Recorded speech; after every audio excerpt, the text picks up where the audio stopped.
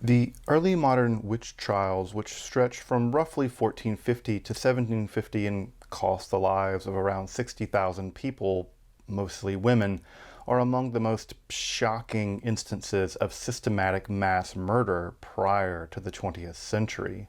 Stretching from the old world to the new, from Iceland to the Caribbean to the gates of Moscow, the witch trials have come to represent the horrifying darkness of unchecked power, barbaric torture, religious fanaticism, unbridled misogyny, all of which was underwritten by a satanic conspiracy theory.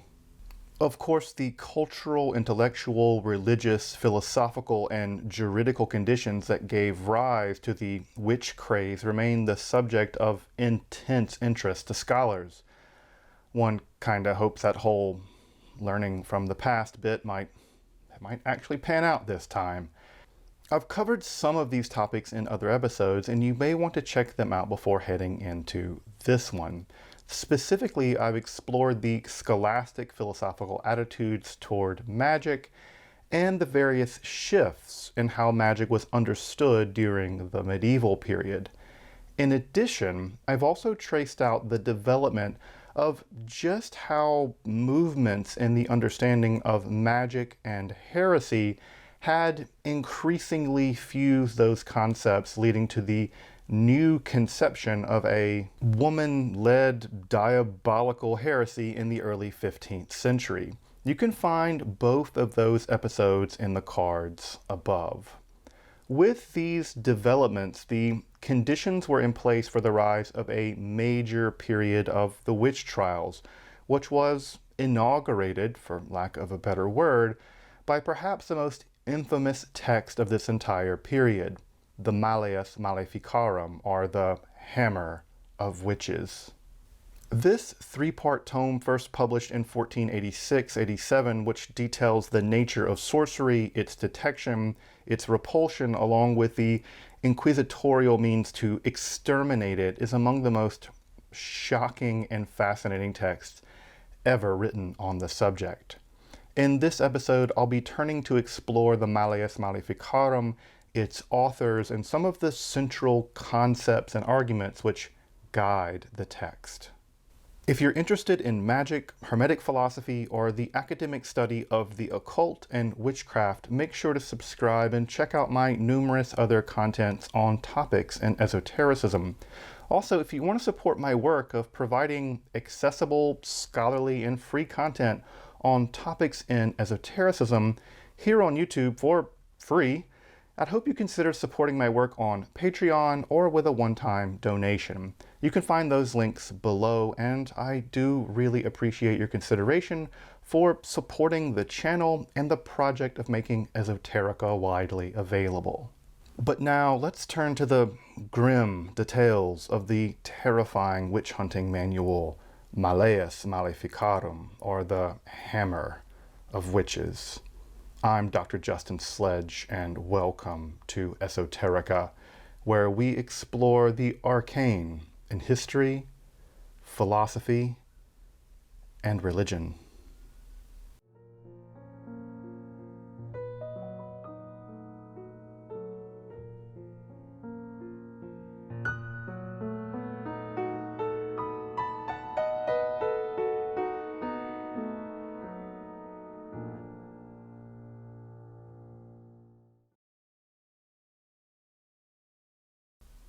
The Malleus Maleficarum is, without a doubt, the most infamous text produced during the period of the witch trials, and remains a rather dreadful insight into the worldview, or at least the excesses, of the Inquisition. It certainly earned this reputation. In its pages is a blatantly misogynistic depiction of diabolical heresy and the means by which to root it out, expose it through torture, and ultimately deracinate it by burning those that it takes to be at the heart of this supposed crime against all of Christendom. That this text is outrageous in all these regards, and it is. Indeed, it may have cost the lives of many thousands of innocent women. We'll never be sure of the exact numbers, but this is all the more reason to study it carefully. Central to the text is what scholars now call the elaborated theory of witchcraft, which is made up of several interlocking parts, usually including, and this is a list of things that make up this theory, a pact or covenant entered into with the devil, and thus apostasy from Christianity, sexual relations with the devil and various lesser demons, aerial flight to the purpose of attending an assembly or sabbat. This is sometimes also referred to as a synagogue, which of course is presided over by Satan himself, at which point initiates enter into said pact, followed by incestuous and promiscuous sex, the general practice of maleficent magic, the slaughter of fetuses and babies, and various means for preventing human procreation more generally.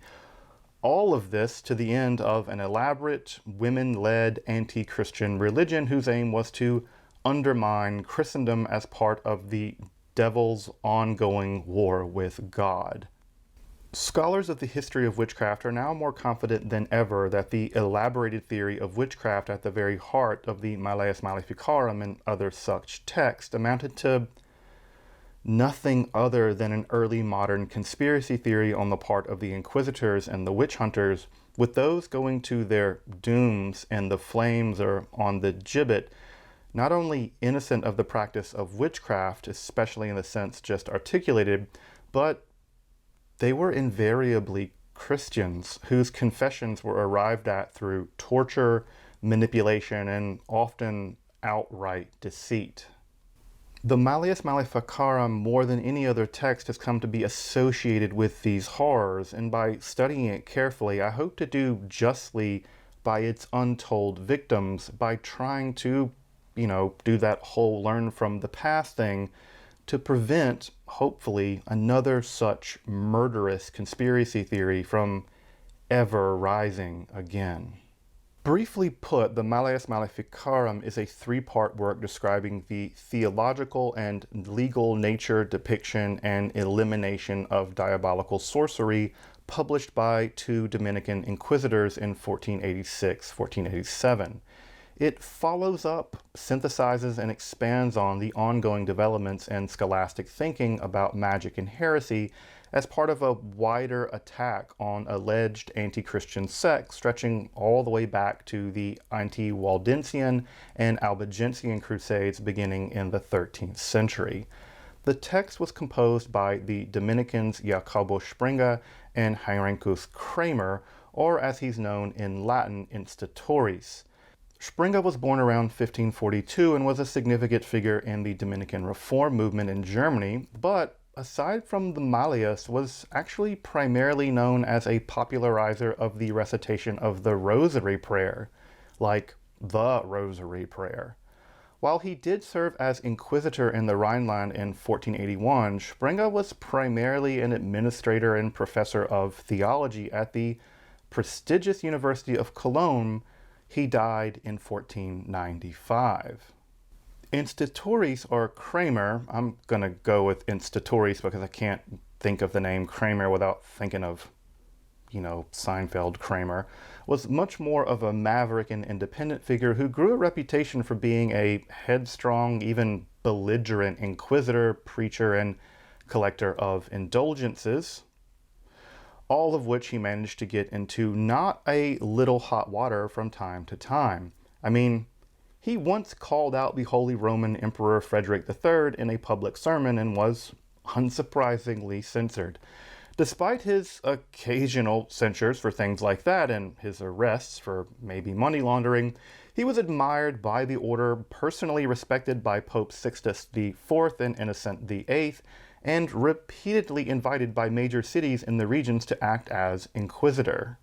In that role, he claims to have personally had at least 200 people executed, mostly women, and many of those, of course, by burning alive.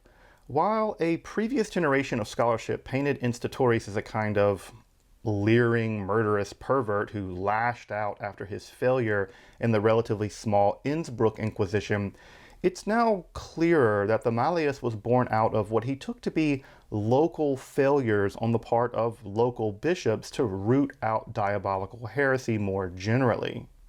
Further, another artifact of previous scholarship on the Malleus has argued that the entire text was the product of Inquisitoris, with Sprenge's name added much later, mostly for added clout and authority.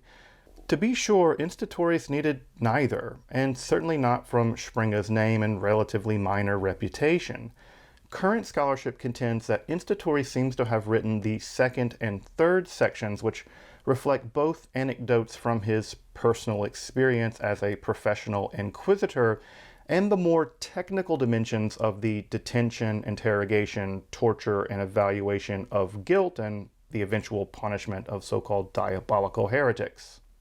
However, the first section, which is much more straightforwardly scholastic in both form and contents and details the reality of sorcery and related theological matters, may very well be the work of Sprenge, though exactly what the two authors contributed to the Malleus Maleficarum is probably just going to remain at some level a mystery. Overall, the text itself can be divided into four main sections: the Apologia, the Papal Bull, the Academic Approbation, and the main body of the work in three sections, along with a elaborate, though not always accurate, table of contents. Let's work through each of those in turn.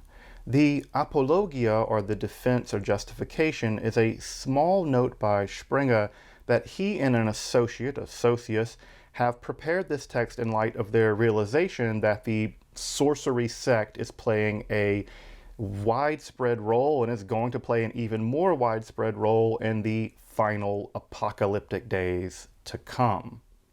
Thus, combating it must be a central, perhaps the central concern of the Church. Despite this, the Inquisitors have been stymied at times in their fight against this diabolical sect, even by local bishops. Thus, also included is a papal bull or pronouncement of 1484 by Pope Innocent VIII, secured 2 years prior to the printing of the Malleus by Inquisitoris. This is the Summis Desiderantes, which both espouses his diabolical theory of the sorcery sect, but also calls out various locales in Germany in which the local bishops pumped the brakes on the Inquisition. Interestingly enough, an early draft of this document was recently discovered in the Vatican archives. Following the papal bull is an official academic document signed by the various members of the theology faculty of the prestigious University of Cologne on May the 19th, 1487, which attests to the theological integrity of the Malleus Maleficarum as a whole. Now, while this document is somewhat procedurally odd, which has caused its authenticity to be doubted, especially in the 19th century, it's pretty unlikely that it is a forgery. I think it's very unlikely that it's a forgery, though it seems that many of the professors that signed off on the Malleus didn't quite read it very deeply, maybe even only have a superficial understanding of it. Oddly enough, in the first edition, the Apologia, Bull, and Approbation were actually printed separately from the main body of the Malleus Maleficarum and even circulated independently for a while. This seems to have been because the main printer, Peter Drach, his name is Peter Drach, may have focused on printing the central body of the text while relegating the other text to another, seemingly less competent printer. That printer, by the way, was Peter Schoeffer, son-in-law of Johann Fust. Johann Fust, you may know, actually lent the money to Johannes Gutenberg to set up his printing press, that printing press, and then sued him for when Gutenberg defaulted on the loan. In fact, Schoeffer's first press was the one taken from none other than Gutenberg, though he did get his own in 1456. Regardless of this early printing press drama, which is exactly my kind of drama now that I think about it, The Malleus then opens to a very detailed, though not totally accurate, table of contents before opening into the major three parts of the work. However, it's worth just pointing out at this point how close the Malleus Maleficarum is to the very origins of printing. And it should not be understated that printing was incredibly important in the witch trials, both because it disseminated information, but it also disseminated a specific kind of information, this conspiracy theory of diabolical heresy. Again, this is a lesson we should probably learn by now, which we haven't. The spread of information always includes the spread of misinformation. And separating between misinformation and information, noise and information, is one of the key roles of scholarship. The Malleus Maleficarum was produced for several audiences simultaneously, though none of them is us. None of them is a modern audience. It was a truly medieval textbook. The text is largely structured in the scholastic style of the quaestio disputata, or the disputed question.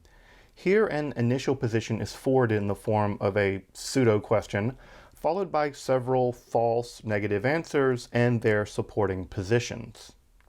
These negative answers are then responded to, usually with appeals to various secular and religious authorities, sometimes even ancient philosophers, which is finally followed by the determination, or the correct position, and its support before a final statement on the initial question.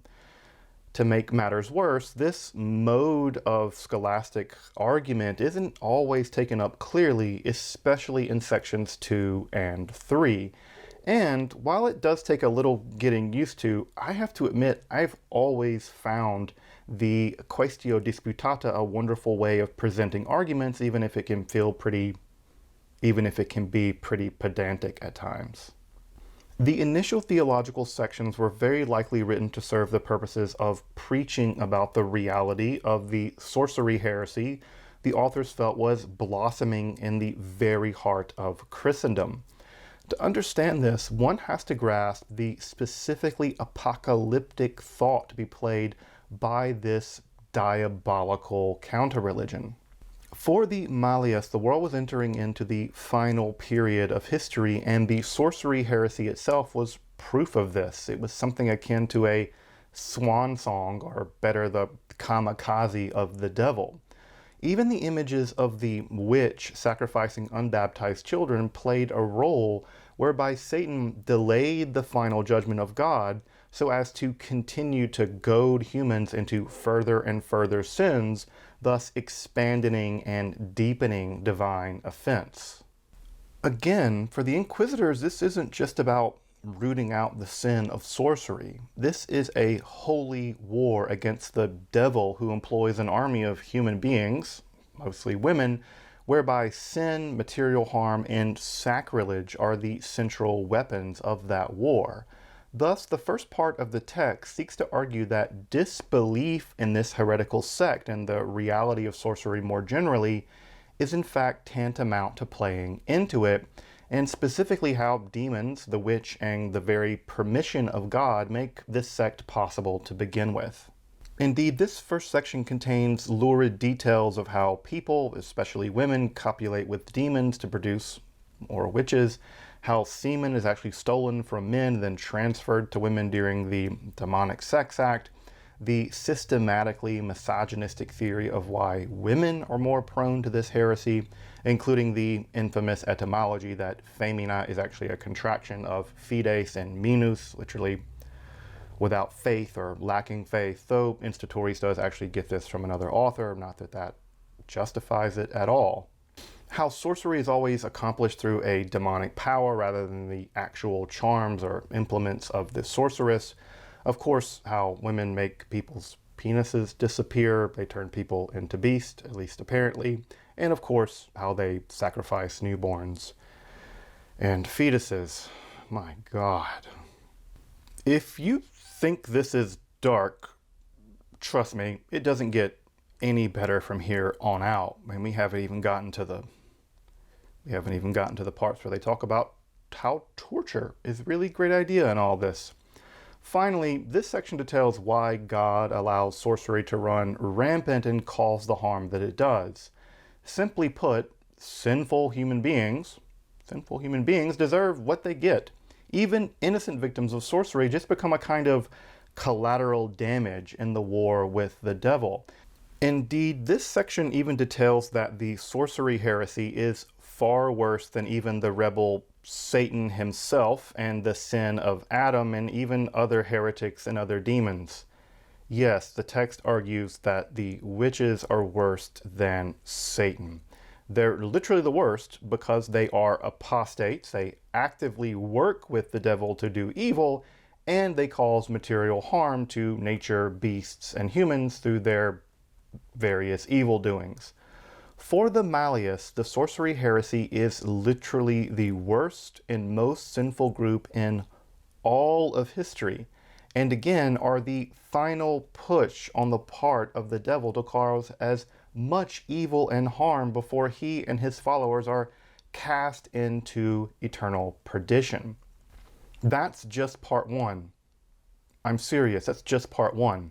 And you're probably beginning to see why this text has the reputation it does.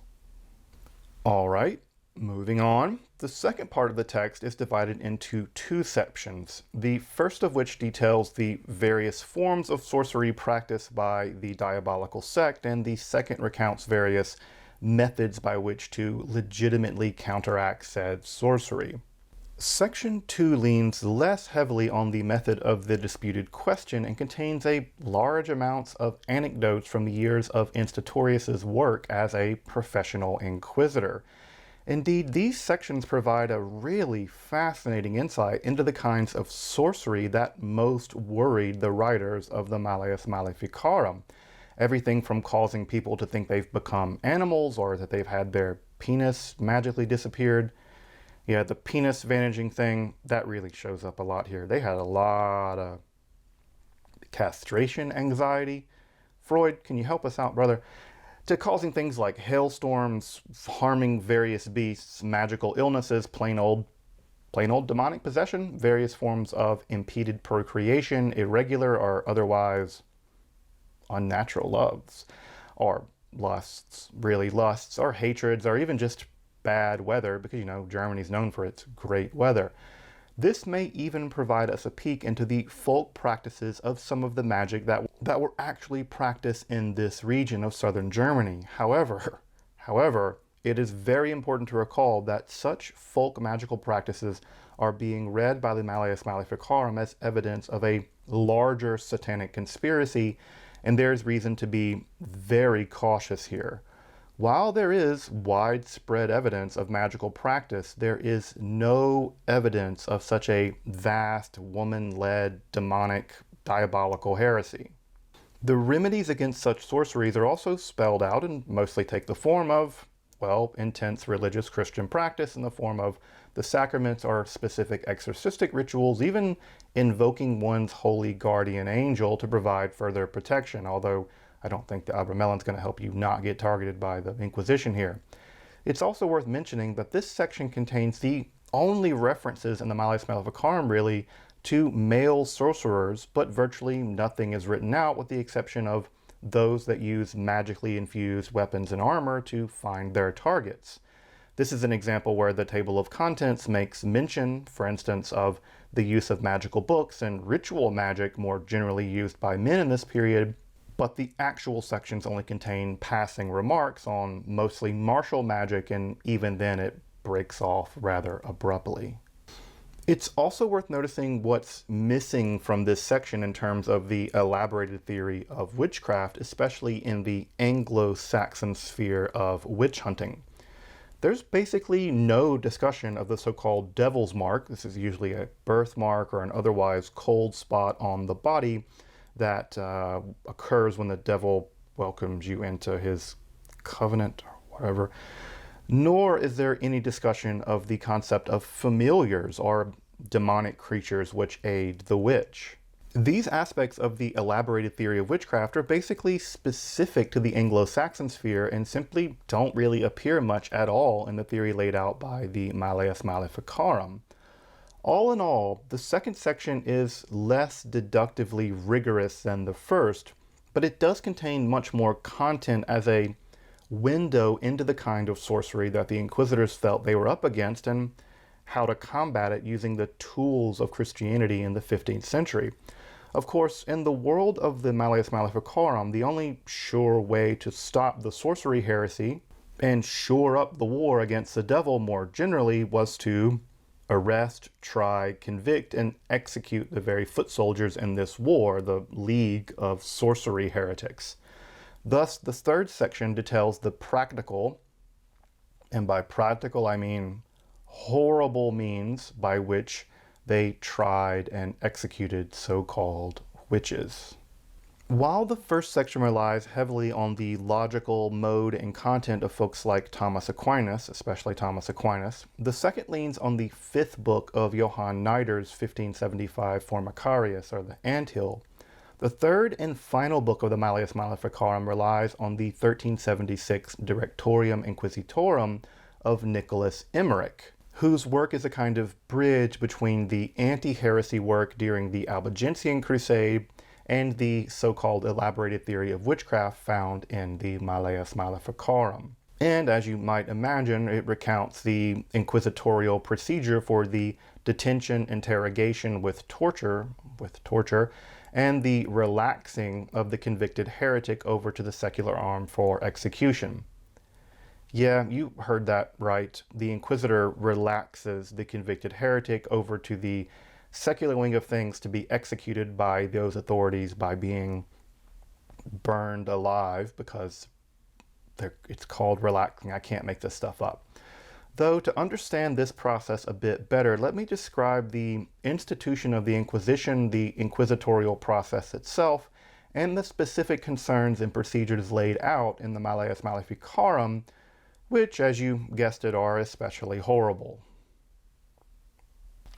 As you may know, the Inquisition grew out of a larger reform movement in European law with the reintroduction of Roman law over and against Germanic law, which largely saw justice doled out via divine intervention in various kinds of ordeals, things like trial by combat, reaching into boiling liquids to grab an item, carrying red-hot objects without being harmed, etc. Ordeals. Now, when I say reform, I really do mean reform. While the Inquisition did use torture as one of its means of producing evidence, there was a substantial shift toward the detection and evaluation of evidence in the reintroduction of Roman law into Europe. Specifically, the General Inquisition grew up in the anti-Waldensian, anti-Cathar movements of the 13th century and following. I say General Inquisition here to separate it from the latter Spanish and Roman Inquisitions, which had more narrowly defined purposes. Unlike Anglo-Saxon jurisprudence, which I'm much more used to, and I think most people in North America and England are, where the police gather evidence and submit it to prosecutors who argue for the guilt to a jury over and against a defense attorney. This is all presided over by an impartial judge. The inquisitorial system typically rolled much of that work into a single person, the inquisitor and their staff. Here, crimes are typically detected or reported to an inquisitor, who then goes and gathers evidence and adjudicates the entire case, all ex officio. Obviously, the concentration of this much power into one set of hands led to all manner of problems, though the Anglo-Saxon system is by no means perfect. The major and most important form of evidence in the inquisitorial system was eyewitness testimony, of which several were needed to pass a guilty verdict. Of course, many crimes occur in secret, especially heresy, which is basically an inward set of beliefs unless you are so bold as to preach it, and sorcery, which is also thought to be very carefully guarded. So, in order to extract evidence in these and similarly obscure cases, torture was introduced. Though, torture could only be used if there was strong suspicion of guilt. Ironically, it could only be imposed twice given each indication of guilt, and any confession made under torture had to be repeated outside of torture, typically the next day, to be properly counted as evidence. If you're wondering, or if you've ever visited one of those cheesy torture museums, the dominant form of inquisitorial torture was the use of the strappado. Here, a victim's hands were bound behind their back and they were hoisted into the air, and this, of course, distended the muscles and ligaments in their shoulders, causing excruciating pain. This could be exacerbated, of course, by wrapping on the rope, suspending them, usually with an iron bar, attaching weights to their feet, or just suddenly dropping the victim, which often just dislocated their arms. Of course, this process was dreadfully painful, but it was within the realm of the general inquisitorial framework, which typically disallowed the church from letting blood, much less executing people. That, of course, was done by, remember, relaxing the victim by the Inquisition to the secular courts so that the convicted heretic could be burned alive. A few specific elements of this process are worth mentioning in the scope of the Malleus Maleficarum. The first is that, generally speaking, inquisitores found the accepted evidentiary bar both somehow too high and too low. Too high because the crime of heretical sorcery left behind so little evidence and was often done in secret, but too low because conviction of such a crime invariably lent to the death penalty. Further, the Malleus holds that members of the diabolical sect are somehow impervious to torture because of the so-called maleficium taciturnitatis, or the sorcery of silence, whereby the devil magically prevents the accused from crying out in pain. Indeed, the Malleus Maleficarum infamously warns would-be torturers that suspected witches will, I'm not making this up, they will daub spittle or even urine on their faces to simulate crying, and to be careful to note exactly where such tears emerge. All of this had a truly horrifying effect. The inquisitor must rely on conjecture of a kind of witch-hunting intuition, by which everything from sustained torture to literally just lying to the suspect can be used to extract a confession. This conjecture, and that's a technical term, is informed by three elements: the reputation of the accused person, indications of the deed, that is, often threats made by the so-called witch. The Malleus thinks the devil compels witches to threaten people with witchcraft and indicting them for whatever reason, and testimony of other witnesses, of course, testimony arrived at by further torture. Guided by these intuitions and these three evidentiary elements, the inquisitor comes to a judgment, the considerations of which form a spectrum of elements in the Malleus. And if guilty, unrepentant, and or relapsed and having caused material harm via their magic, the convicted person is relaxed, remember, and then in all likelihood turned over to the secular arm and burned. Though the inquisitorial documents officially and hypocritically decried this fate. Also, even if the person were repentant and an unrelapsed heretic, it was a first-time heretic, they would still likely face the death penalty for the material harms they caused, such as causing a hailstorm or killing babies or causing someone to think that their penis had vanished or that they had been turned into an animal or whatever they were accused of. The upshot of this is that despite being a sentenced to death convicted criminal, but at least they were forgiven for heresy by the church, and that at least left open the possibility of a path toward heaven via a long stint in purgatory. Of course, the obscene truth of all this was that the inquisitorial system was nothing short of a death trap for anyone caught in it. Following its publication in 1486-87, the Malleus Maleficarum would go on to see two distinct periods of printing.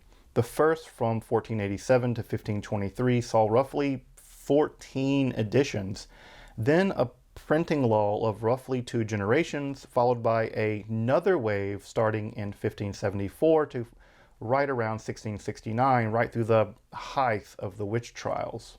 The printing lull probably represents Catholic attention turning to combating Protestantism rather than witches, though of course Protestants would also come to make use of the Malleus Maleficarum in their lands as well.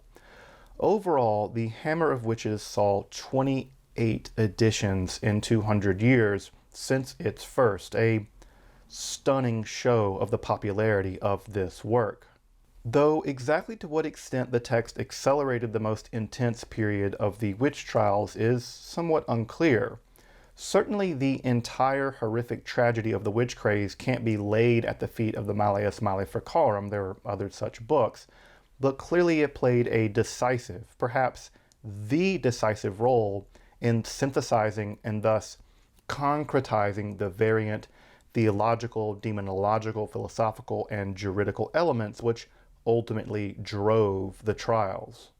Interestingly enough, with the exception of the 1574 and 1576 Venice editions, the Malleus Maleficarum printings of the second wave would all be bound together as multi-volume compendiums on witches and demons and exorcisms, perhaps revealing that the text was no longer playing the leading role that it did early on in the witch craze.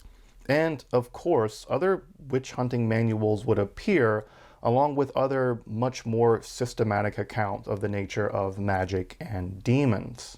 One of those, the 1599 Disquisitionem Magicarum of the Jesuit Martin del Rio, would prove to be the most popular and the most encyclopedic account of such topics in the Middle Ages and the early modern period, and will serve as the focus in the next episode of this series, so stay tuned for that. Regardless, the Malleus Maleficarum remains the most influential and infamous text produced during the witch trials, and the shadow cast by its legacy has proven as long as it is dark and terrible. Even the final lines of the text ring with some of this dread. Sit laus Deus, exterminium hereticis, pax vivus, requies aeterna defunctis. Amen. Praise be to God, extermination to heretics, peace to the living, and eternal rest to the dead. Amen. The only truly complete and reliable edition of the Malleus Maleficarum is that of Christopher Mackay, which comes in 2 editions. The single volume English translation is incredibly solid with a really fine introduction. However, for those really interested in the history of witchcraft, I would highly recommend you pick up the 2-volume edition, which sports the text in both Latin and in English, along with a comprehensive 180-page introduction. It's practically a volume unto itself. If you're interested in surveying the literature of the period of the witch hunts in depth, the 2 best places to start are Levak's The Witchcraft Sourcebook and the Coors and Peters documentary History of Witchcraft, both which contain substantial chunks of the Malleus Maleficarum, although typically an older and less reliable translation. Levak's study of the witch trials is probably the single best version of the history of that period in English. All of these volumes are really superb, and they contain mostly reliable translations and commentaries of the most important texts during the period of the witch trials. Sadly, many inquisitorial manuals like the Directorium Inquisitorum and the Formicarius have still not really received English translations or even modern Latin editions. And this shouldn't be terribly surprising. Both of these volumes sometimes exceed 800 pages in the original Latin editions. As I mentioned, the next episode in this series will turn to some of the more minor witch hunting manuals and demonological texts more generally, with a special emphasis on the monumental 1599 Disquisitionem Magicarum of the Jesuit Martin del Rio, before future episodes explore the skeptical turn in the literature around the elaborated theory of witchcraft, rejecting the witch trials for what they were: mass murder committed against vulnerable women in society, motivated by a demented conspiracy theory in the minds of inquisitors and witch hunters. Until then, I'm Dr. Justin Sledge, and thanks for watching Esoterica, where we explore the arcane in history, philosophy, and religion.